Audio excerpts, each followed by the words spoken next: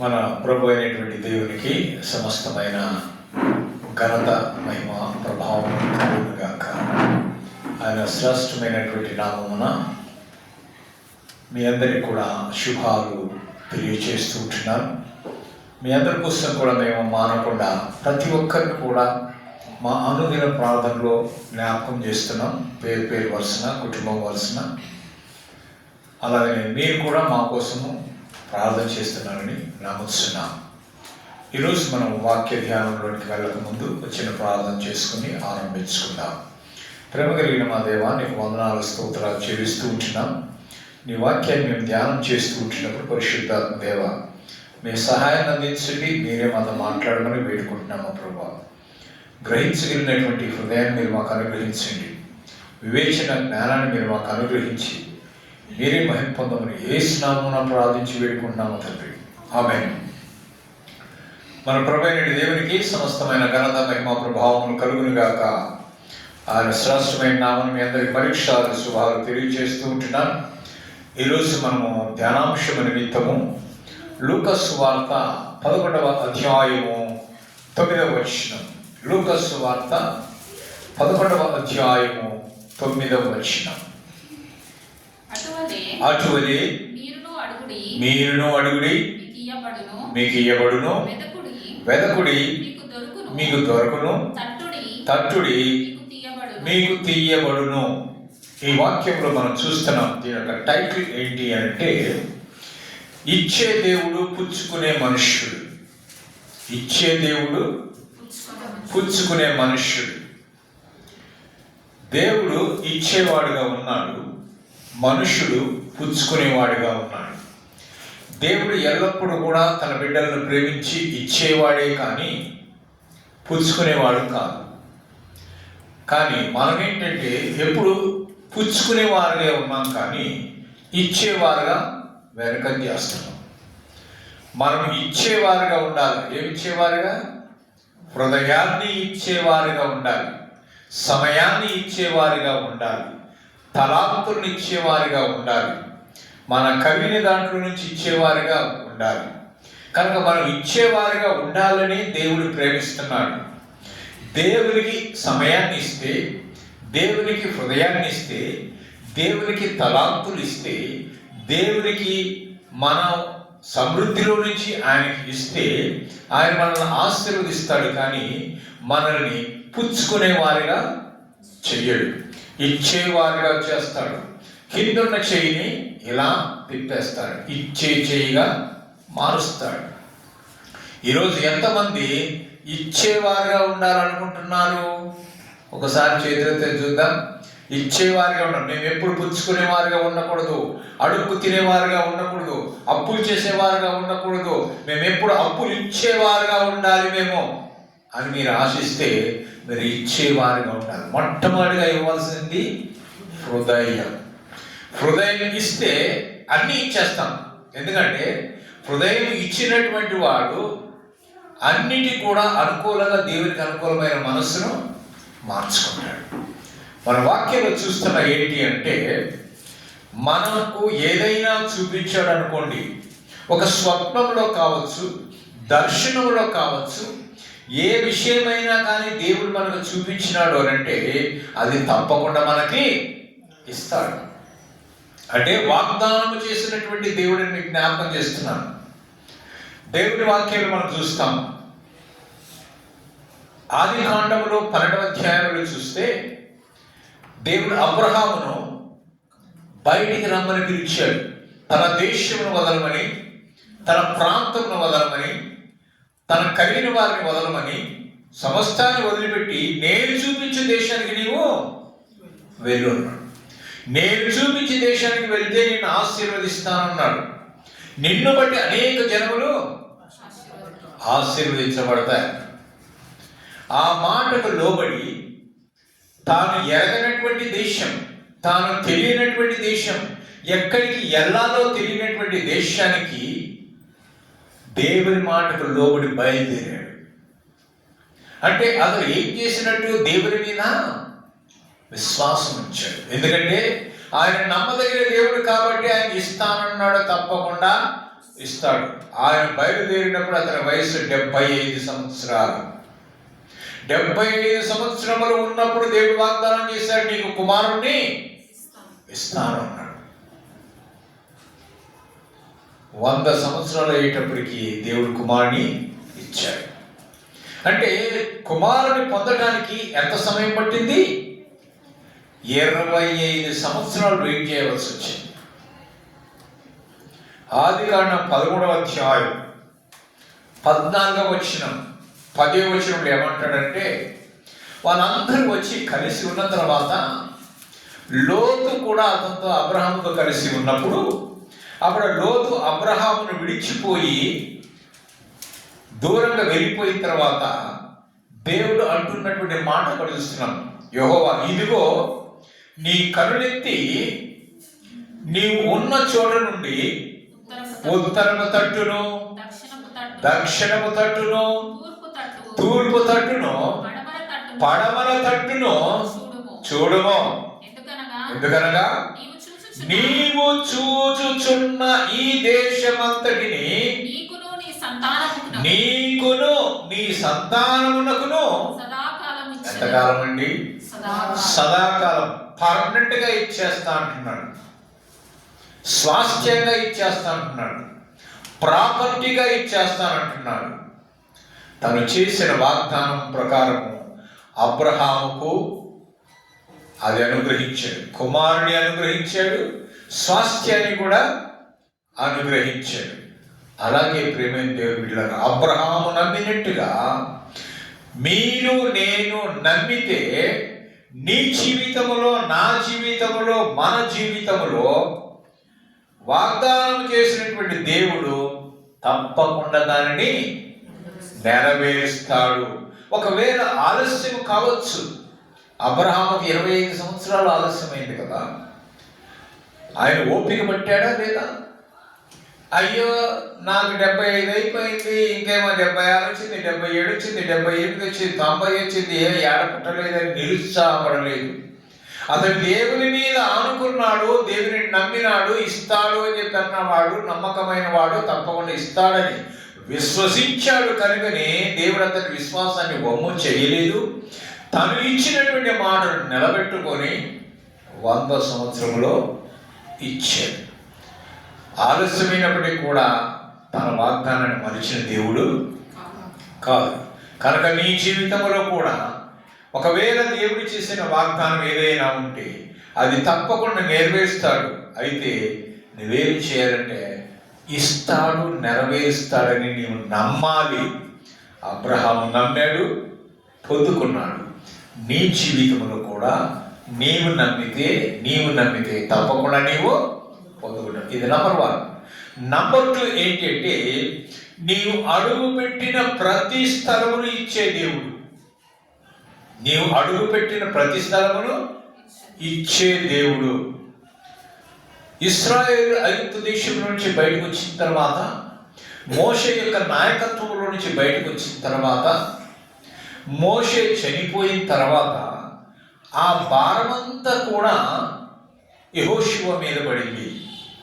యెహోషువ మీద పడినప్పుడు యెహోషువ వాళ్ళందరినీ నడిపించాలి.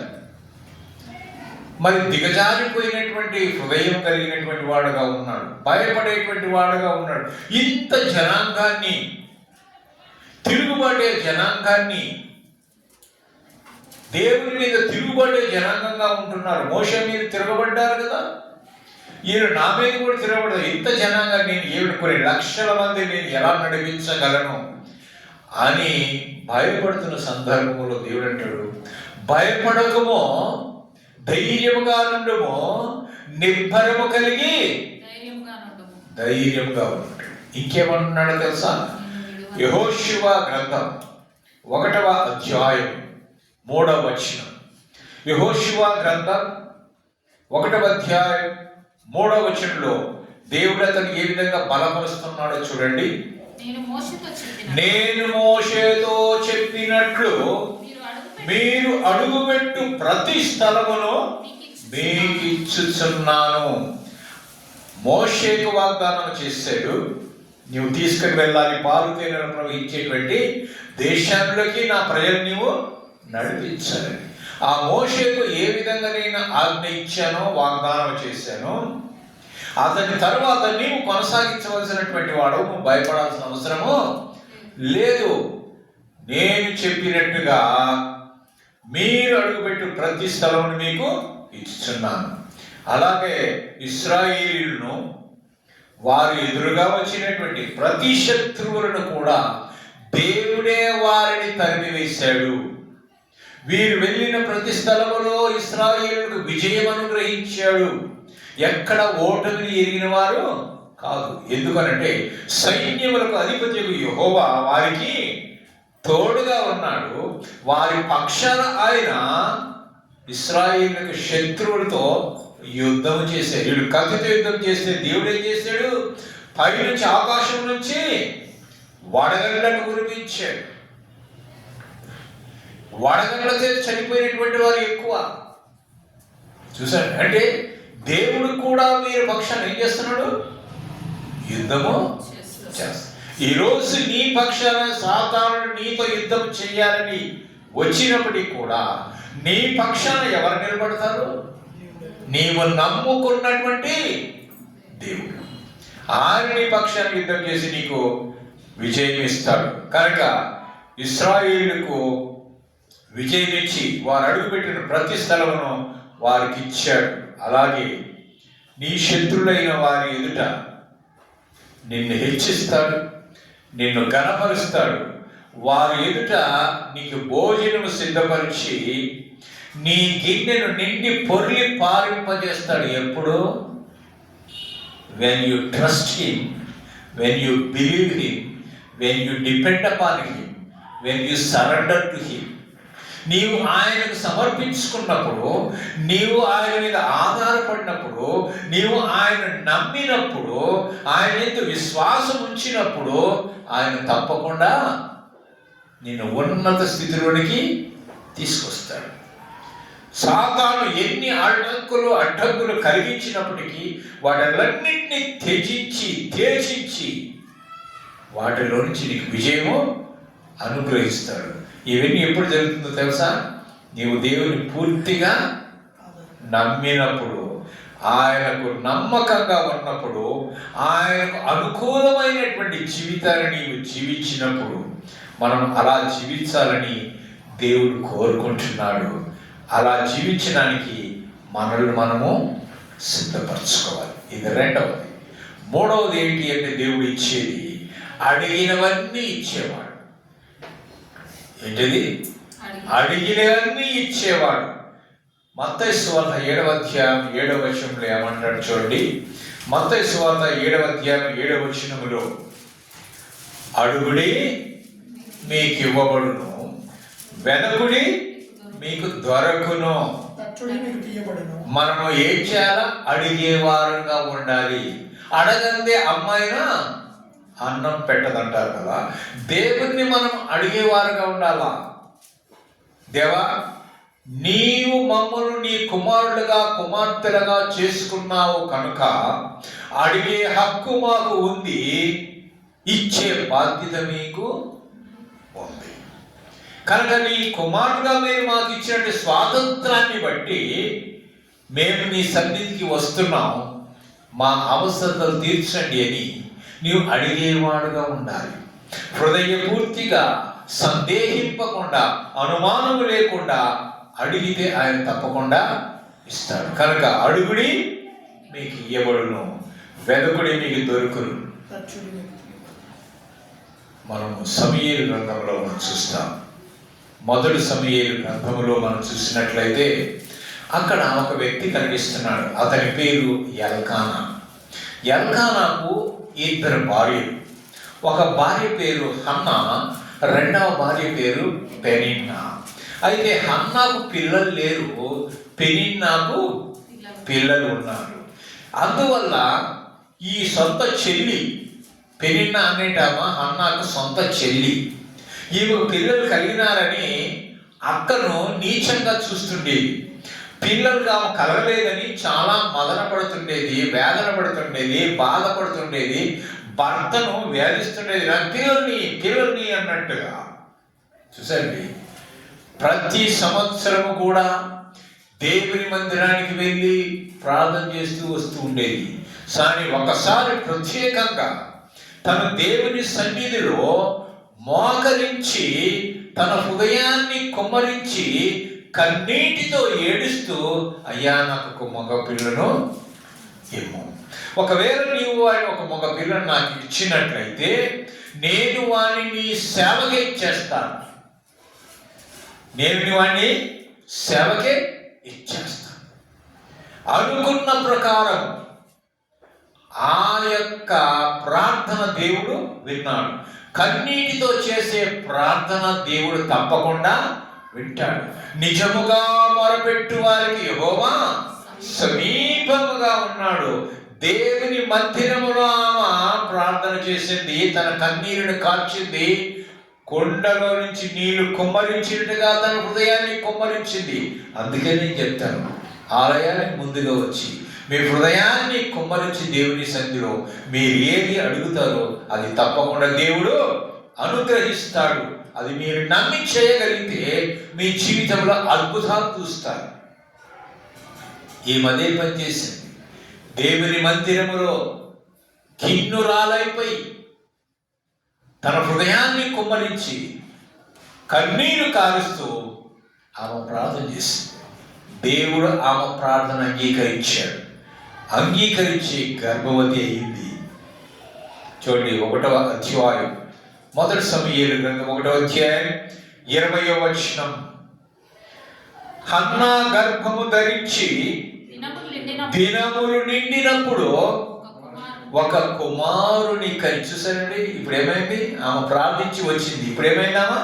గర్భము ధరించి ఒక కుమారుని కని, నేను యెహోవాకు మొక్కుకొని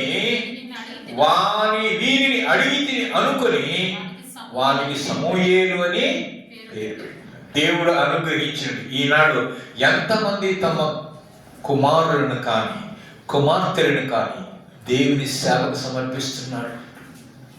నా కుమారుడు ఇంజనీర్ కావాలి, నా కుమారుడు డాక్టర్ కావాలి, నా కుమారుడు గొప్ప బిజినెస్ మెన్ కావాలి, నా కుమారుడు ఆ విధంగా ఉండాలి, ఈ విధంగా ఉండాలని అనుకుంటారు. కానీ ఎవరైనా కానీ వాళ్ళ కుటుంబంలో ఒక కుమారుణ్ణి కానీ కుమార్తెను కానీ దేవుని సేవకు సమర్పించిన వారు ఎవరైనా ఉన్నారా?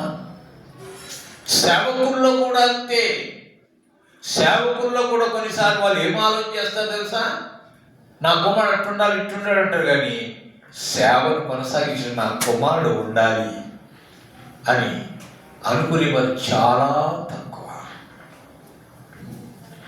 దేవుడు మనల్ని ప్రేమించి మనకు బిడ్డలు ఇచ్చాడు. వారు మనకు దేవుడు అనుగ్రహించినటువంటి బహుమానం. వారిని మనం పెంచి భయభక్తుల్లో పెంచాలి. మనం వారిని పెంచడం కోసం ఒక బాధ్యతగా మనకు అప్పచెప్పాడు. మనం ఎలా పెంచుతున్నాం? ఏ విధంగా పెరుగుతున్నారు? భయభక్తుల్లో పెరుగుతున్నారా? దేవుని సన్నిధికి నడిపించగలుగుతున్నారా? వాళ్ళు ప్రార్థన చేయగలుగుతున్నారా? వాక్యాన్ని చదవగలుగుతున్నారా? మందిరానికి రెగ్యులర్గా రాగలుగుతుంటున్నారా?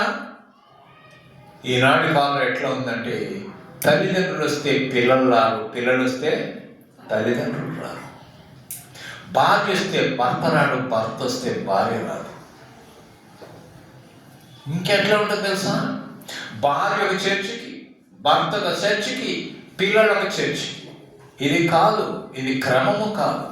కుటుంబ సమేతముగా ఒకటే మందిరములో ఒకటే దేవుని ఆరాధించడానికి రావాలి కదా. వివిధమైనటువంటి స్థలాలకు పోకూడదు. ఒకటే మందిరములో నువ్వు ఎక్కడ పెంచబడ్డావు, నువ్వు ఎక్కడ నువ్వు ఆత్మీయంగా ఎదుగుతున్నావు, ఎక్కడ నువ్వు బలపడుతున్నావు, ఆ సంఘముని వదిలిపెట్టకూడదు. ఆ సంఘమును హత్తుకొని ఉండాలి. ఆ సంఘములో నీ యొక్క టాలెంట్స్ను ఎగ్జిబిట్ చేయాలి. దేవుడిని ఏ విధంగా వాడుకుంటున్నాడో, ఏ విధంగా అభిషేకిస్తున్నాడో, ఏ విధంగా నిన్ను బలపరుస్తున్నాడో, నీవు మాదిరికరంగా ఇతరులైనటువంటి విశ్వాసులకు నీవు మాదిరిగా ఉండాలి. అలాగ మన బిడ్డను మనం పెంచాలి, అలాగ మనం కూడా ఉండాలి.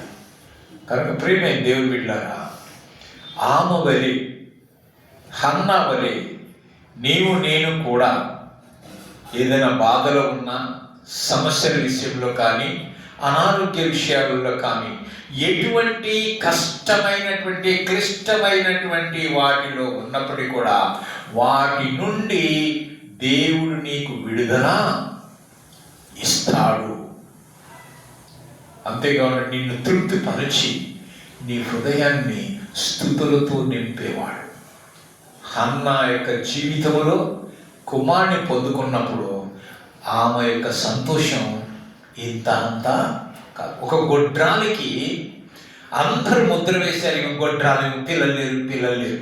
నీ ముఖం చూడొద్దంటారు. ఇప్పుడు మన సమాజంలో చూస్తాం కదా, పిల్లలు లేకపోతే నీచంగా చూస్తారు. ఇక అత్తమామలు ఏం చేస్తారంటే, ఒరే ఆమెకు పిల్లలు పడుతులేరా, ఇంకో పెళ్లి చేసుకో కదా, అలా ఎంకరేజ్ చేసేటోళ్ళు లేరంటారా? కుమారులు కానీ కుమార్తెలు కానీ దేవుడిచ్చే బహుమానం. మానవ ప్రయత్నాల వల్ల కాదు. ఏదో ఈ టెస్ట్ ట్యూబ్ బేబీలు అని ఆడో ఈడో తిరిగితే కాదు. టెస్ట్ ట్యూబ్ బేబీలు కూడా ఏదో ఫెయిల్ అయినాయి లేవా? అనేక లక్షల కొద్ది డబ్బులు ఖర్చు పెట్టుకున్న సంతానం లేనటువంటి వారు ఉంటున్నారు. కానీ దేవుడు కనికరిస్తేనే నీకు సంతానం. ఆయన తలుచుకుంటే ఏ సమయమునైనా ఇవ్వగలడు, ఎంత వయసులో ఉన్నా ఇవ్వగలడు. శారమ్మకు ఎన్ని సంవత్సరాలు అండి? 90 సంవత్సరాలు. అబ్రాహాముకి ఎన్ని సంవత్సరాలు? 100 సంవత్సరాలు. అప్పుడు ఇచ్చాడు సంతానం. అంటే దేవునికి అసాధ్యమైన ఏదైనా ఉందా? ఏది లేదు. ఆయన తలుచుకుంటే ఏదైనా చేయగలడు. ఆయన సమర్థుడైనటువంటి వాడు. ఆ సమర్థుడైన దేవుని నమ్మినటువంటి నీవు ఎంత నమ్మకంగా ఉండాలా, ఎంత విశ్వాసంగా ఉండాలా, దేవుని ఎంత బలంగా ఉండాలా, ఎంత ప్రార్థనాపరుడుగా ఉండాలా, ఏ విధంగా ఆత్మచేత నింపబడినటువంటి వారుగా ఉండాలా. ఆత్మచేత నింపబడిన తర్వాత కంట్రోల్ చేయడం చాలా కష్టం. ప్రేమ దేవుని బిడ్డలారా, ఆత్మ అభిషేకం పొందటానికి దేవుని సన్నిధిలో మనల్ని మనము తగ్గించుకున్న వారు. ప్రభువా, నీ ఆత్మ నాకు దయచేయి, నీ ఆత్మతో నన్ను నింపు. ఎప్పుడైతే నీవు అడుగుతావో ఆయన తప్పకుండా అనుగ్రహించేటువంటి వాడు. దేవుని వాక్యం చెప్తూ ఉంటున్నప్పుడు, దేవుని ఆత్మ మీద అభిషేకం వచ్చినప్పుడు తనకు తెలియకుండానే కొన్ని మాటలు ఆత్మ మాట్లాడతాడు. మనం సరెండర్ అయిపోవాలి దేవునికి. పరిశుద్ధాత్మను మనం సరెండర్ అయిపోవాలి. అయ్యా, నేను ఒట్టివాడిని, మట్టివాడిని, నీవు నన్ను వాడుకో అంటే నువ్వు పక్కన నేను వాడుకుంటానని మన స్వరాన్ని ఆయన వాడుకుంటాడు. ప్రేమ దేవుని బిడ్డలారా, మనం కూడా హన్నా వలె కన్నీటితో ప్రార్థన చేస్తే, ఏ విషయములైనా కానీ ప్రార్థన చేస్తే తప్పకుండా ఆశీర్వాదాలు మనం పొందుకుంటాం. అటు కృప దేవుడు మనకు అనుగ్రహించునుగాక. ఆమేన్. 4వదిగా, అడగక ముందే అక్కర ఉన్నవేవో వాటిని ఇచ్చే దేవుడు. అడగక ముందే మనకి ఏవి అక్కరగా ఉన్నాయో వాటిని ఇచ్చేటువంటి దేవుడిని జ్ఞాపకం చేస్తున్నాడు. షూనేము అనే పట్టణంలో ఘనురాలైనటువంటి స్త్రీ ఉంది. ఆమె పేరు వాక్య భాగంలో చెప్పబడలేదు, కానీ ఆమెను షూనేమీయురాలు అని పిలిచారు. ఆ షూనేమీయురాలు ఏం చేసిందంటే, ఆ ఊరికి వచ్చిపోతున్నటువంటి దేవుని యొక్క సేవకుడు ప్రవక్త అయినటువంటి ఎలీషాను చూసి ఆమె ఏమని భర్తతో ఏమందంటే, అయ్యా, మన ఇంటి మీద గోడ మీద ఒక గదిని కట్టిద్దాం, ఆ గదిని కట్టించి దాంట్లో మంచం వేద్దాం, ఒక పీట పెడదాం, ఒక బల్ల పెడదాం, ఒక దీపస్తంభం పెడదాం. ఆయన ఇటువైపు వచ్చినప్పుడల్లా అందులో రెస్ట్ తీసుకొని వెళ్తాడు అని చెప్పేసి అని కట్టించింది. సో ఎలీషా వచ్చినప్పుడల్లా కూడా ఆ ఇంట్లో రెస్ట్ తీసుకొని వెళ్తుండేటువంటి వాడు. అప్పుడు ఎలీషా కనిపించింది ఏమైతే మాట్లాడాలని. ఆ విషయాన్ని మనం చూస్తాం చూడండి. 2వ రాజుల గ్రంథం 2:4 అధ్యాయం 13 నుంచి 16 వచనాలు గమనించి చూసినట్లయితే ఎలీషా శూన్యవీరాలకు ఏమన్నాడు తెలుసా? నీవు ఇంత శ్రద్ధగా భయభక్తులు మా యందు కనబరిచితివి, నీకు నేనేమి చేయవలెను? రాజుతోనైనను సైన్యాధిపతితోనైనను నిన్ను గూర్చి నేను మాట్లాడవాలని కోరుచున్నావా అని అడగమని తన సేవకుడైనటువంటి గెహాజీకి ఆజ్ఞ ఇచ్చాడు. ఈ గెహాజీ ఆ ప్రకారమే ఆమెతో అన్నప్పుడు ఆమె ఏమంటుందో తెలుసా? నేను నా స్వజనులలో కాపురం ఉన్నానన్నాను, కానీ అయ్యా నువ్వు సేనాధిపతితో మాట్లాడు, రాజుతో మాట్లాడు, నాకు పొలం ఇప్పి, నాకు ఆ భూమి ఇప్పి, నాకు ఈ కొదువుగా ఉంది, ఈ కొదువులు తీర్చబడాలి, నువ్వు దేవుని ప్రార్థన చెయ్యి అని ఏమన్నా అడిగిందా? అని ఏమీ అడగలేదు. ఆమన్నమాట ఒకటే, నేను నా స్వజనులలో కాపురము ఉన్నాను. తన యొక్క కష్టమేదో చెప్పుకోలేదు, తనకున్న లోటు ఏదో చెప్పుకోలేదు. వాస్తవానికి ఆమెకు ఒక లోటు ఉంది, ఒక అవసరత ఉన్నది. అది మనం చూస్తాం చూడండి. ఆ మాట అన్నప్పుడు ఎలీషా ఏమన్నాడంటే, ఆమె నేనేం చేయవలసినదని వారిని అడగగా గెహాజీ ఆమెకు కుమారుడు లేడు, మరియు ఆమె పెరిమిటి ముసలివాడు. చూశారని అందుకు అతడు ఆమెను పిలువ అన్నాడు. పిలుస్తుండగానే ఆమె తన దగ్గర వచ్చి నిలబడింది లోపల.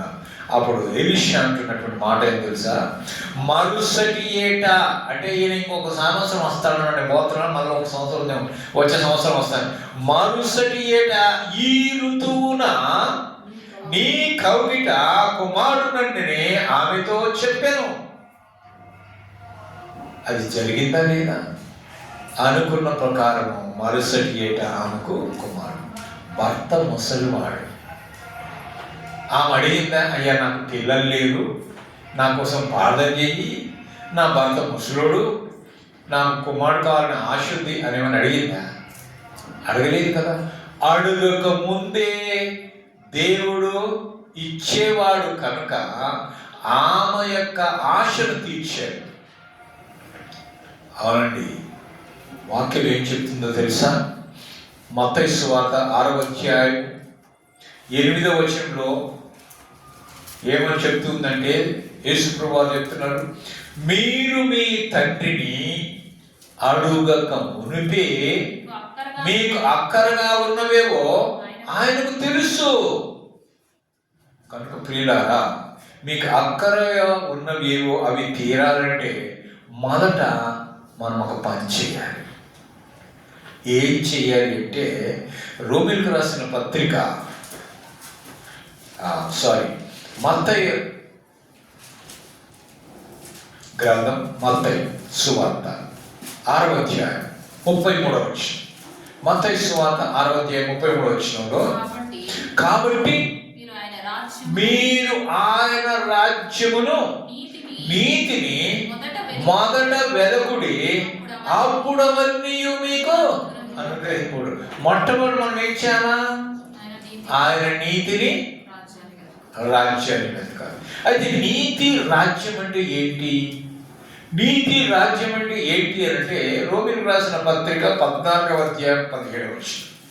రోమీయులకు రాసిన పత్రిక 14వ అధ్యాయం 17వ వచనంలో ఏం చెప్పబడిందంటే, దేవుని రాజ్యము భోజనమును పానమును కాదు, ఏది తినటం తాగటం కాదు, కానీ నీతియు సమాధానమును పరిశుద్ధాత్మల యందలి ఆనందమునై ఉన్నది అంటాడు. కనుక వేటి విషయములోనూ మనం ఏకాని చింతించకూడదని దేవుని వాక్యం మనకు సెలవిస్తుంది.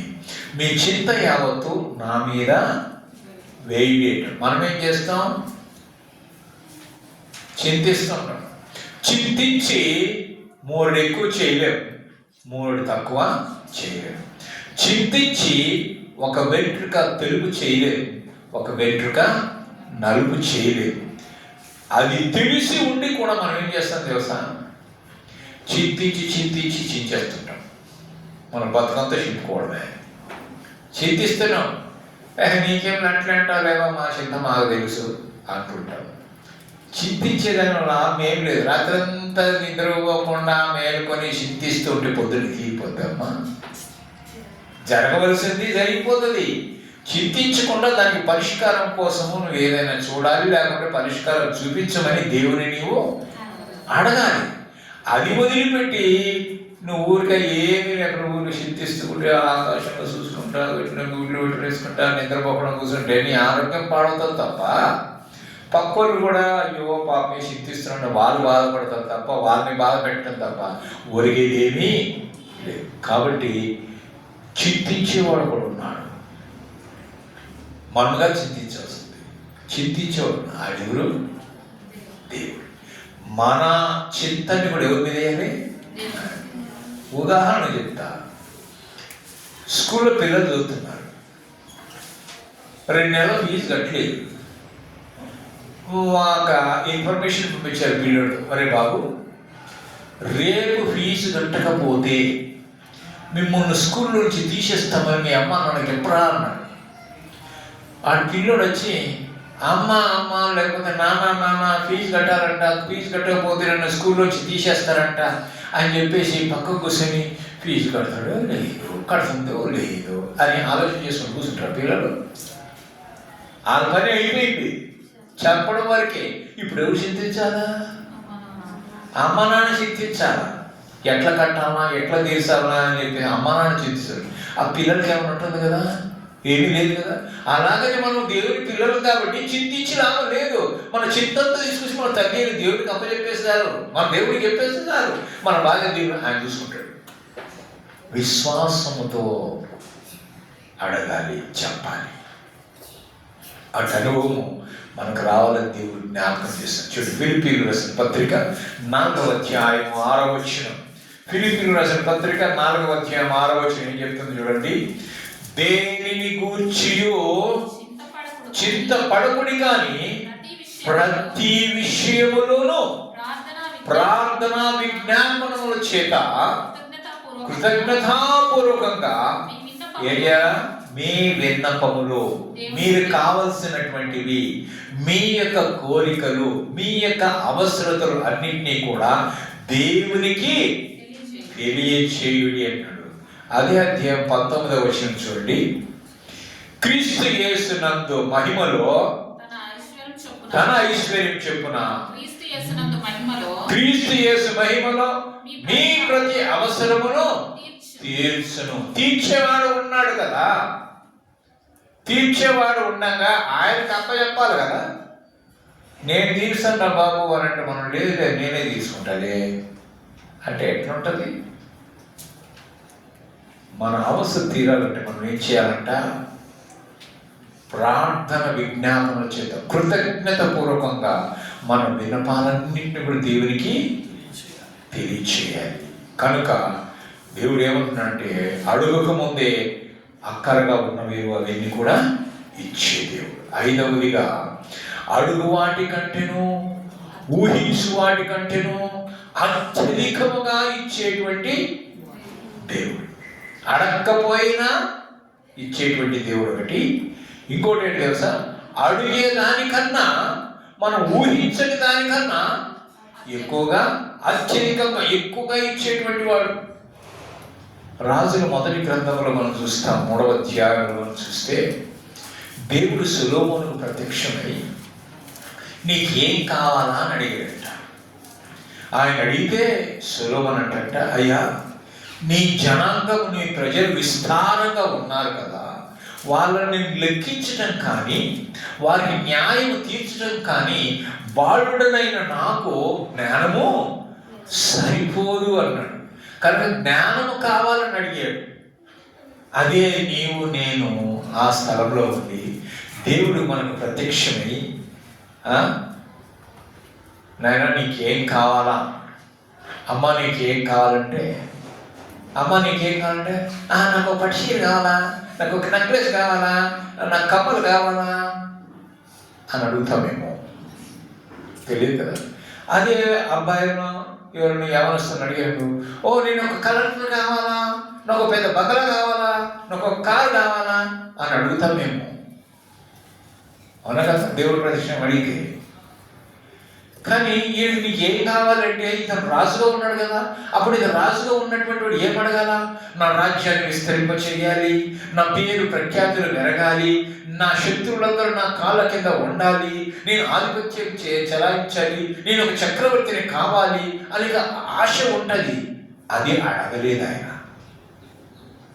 రాజు ఈడు కూడా ఏమడగలేదు, శత్రువుల ప్రణాళిక కూడా అడగలేదు.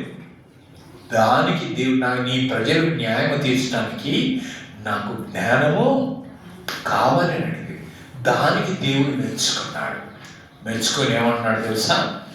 3వ అధ్యాయం 13వ వచనం, రాజుల మొదటి గ్రంథం 3వ అధ్యాయం 13వ వచనంలో, నీవు ఐశ్వర్యమును ఘనతను ఇమ్మని అడగకపోయినను నేను వాటిని కూడా నీకు ఇస్తున్నాను. అంటే జ్ఞానం ఇస్తున్నాను, నీవు అడగకపోయి ఇవి కూడా నీకు ఇస్తున్నాను అన్నాడు.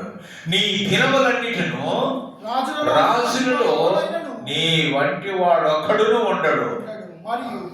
చాలండి. చూసారా, మనం ఈలోక జ్ఞానం కావాలని, పరలోక జ్ఞానము కావాలని మనము దేవుణ్ణి అడిగేవారుగా ఉండాలి. ఎందుకంటే లోకంలో ఏ విధంగా ఎవరితో ఎట్లా మాట్లాడాలి, ఏ విధంగా మసలుకోవాలి, ఏ విధంగా జీవించాలి అనేది మనకు లోక జ్ఞానము కావాలి. కనుక ఆ జ్ఞానము దేవుడిస్తాడు. అదేవిధంగా దేవుడిని తెలుసుకోవడానికి, దేవుని వాక్యాన్ని చదివితే దేవుని వాక్యంలో ఉన్న మర్మాలు తెలుసుకోవడానికి కూడా మనకు దైవ జ్ఞానము కావాలి. కనుక ఈ 2 రకాల జ్ఞానాలు కావాలని మనం ఏం చేయాలా? దేవుణ్ణి అడగాలి.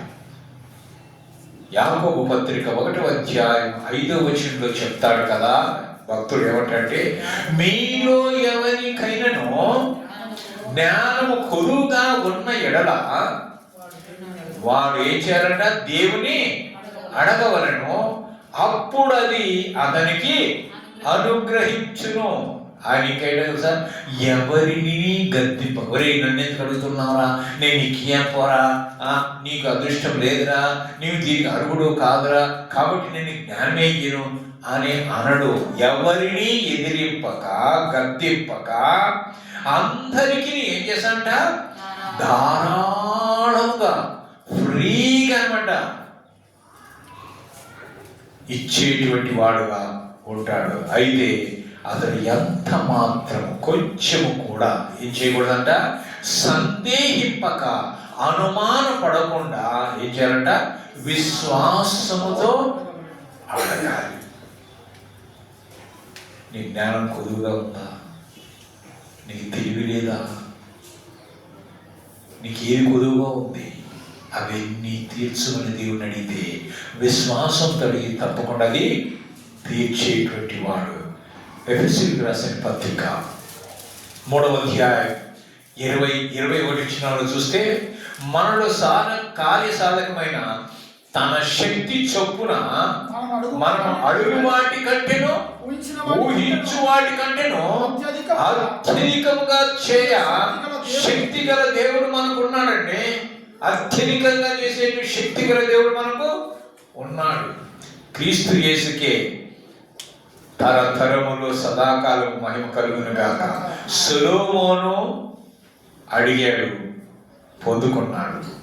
మీకు కూడా ఏది కొదువుగా ఉందో అది కూడా మీరు అడిగినట్లయితే, విశ్వాసముతో సందేహింపకుండా అడిగినట్లయితే తప్పకుండా సొలొమోను పొందుకున్నట్టుగా మీరు కూడా పొందుకుంటారు. 6వదిగా చూసినట్లయితే మనకి ఇష్టమైనవి ఇచ్చేవాడు, మనకు ఇష్టమైనవి ఇచ్చేటువంటి వాడు.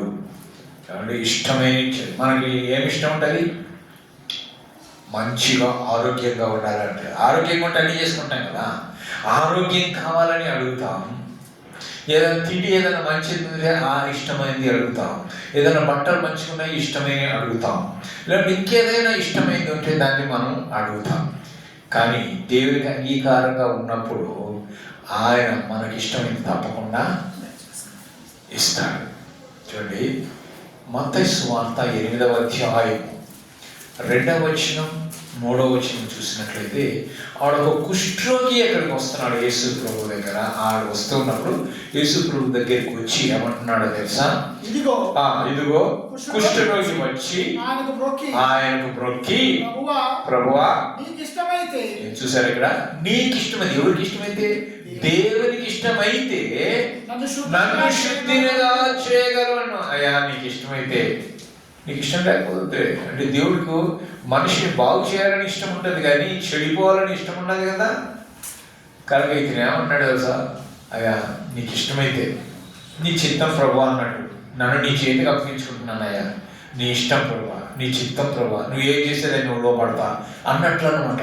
కనుక నీకు ఇష్టమైతే నన్ను శుద్ధిగా చేయగలవారు. అందుకు ఆయన చెయ్యి చాపి వారిని ముట్టి, నాకు ఇష్టమే నీవు శుద్ధుడు కమ్మనగానే తక్షణమే అంటే ఇమ్మీడియట్ గా చెప్పిన ఆ చెయ్యి తాకిన ఇమ్మీడియట్ గా వాని కుష్ఠరోగము శుద్ధి ఆయను. ప్రేమైన దేవుని బిడ్డలారా, ఎప్పుడు మరి మనకిష్టమైనవి జరుగుతాయో తెలుసా? మనకిష్టమైనవి ఎప్పుడు తీరుతాయో తెలుసా? దేవుని వాక్యం ఏం చెప్తుందంటే, యోహాను సువార్త 15వ అధ్యాయము 7వ వచనం. యోహాను సువార్త 15వ అధ్యాయము 7వ వచనం. నా యందు మీరును మీ యందు నా మాటలను నిలిచియుండని ఎడల మీకేది ఇష్టమో అడుగుడి, అది మీకు అనుగ్రహింపబడి. చూసారా? ఆయన ఇష్ట ప్రకారంగా ఉండి, ఆయన మాటలు విని, ఆయన ఆజ్ఞకు లోబడి, ఆయన మార్గంలో మనం నడుచుకుంటే, ఆయన ఇష్టానుసారంగా మనం జీవిస్తే, అప్పుడు మనకి ఏది ఇష్టమో ఆయన ఇస్తాడు. అడగండి. అప్పుడు నాకు అనుకూలంగా ఉన్నాను కదా, నేను చెప్పినట్టు వింటున్నాను కదా, నేను చెప్పినట్టు చేస్తున్నాను కదా, కాబట్టి నేను ఇవ్వటానికి సిద్ధంగా ఉన్నా, నీకేం కావాలి అడుగు. మన పిల్లల్ని షాప్కి తీసుకుంటే మన పిల్లల మీద మనకు చాలా ప్రేమ ఉంటుంది కదా. ప్రేమ ఉన్నప్పుడు మనం ఏం చేస్తాం? పిల్లల్ని తీసుకుపోయి ఏం చేస్తాం? అరే నీకేం కావాలి కోరుకో, ఏం కావాలి చెప్పి తీసిస్తాను. తీసియడం వాడు అనుకోడు, మా డాడీ అడిగిండు, అడగమన్నాడు కాబట్టి నేను అడుగుతా, నాకు అది కావాలంటే అరే వద్దురా ఇది తీసుకో అంటామా? సరే వీడు మక్కువ పడి అడుగుతున్నాడు కదా, కాబట్టి వీడిని అడిగింది వీడి తృప్తి పడుతాం, వీడి కోరికలు తీరుద్దామని అది వాడు అడిగిందే ఇప్పిస్తాం కదా.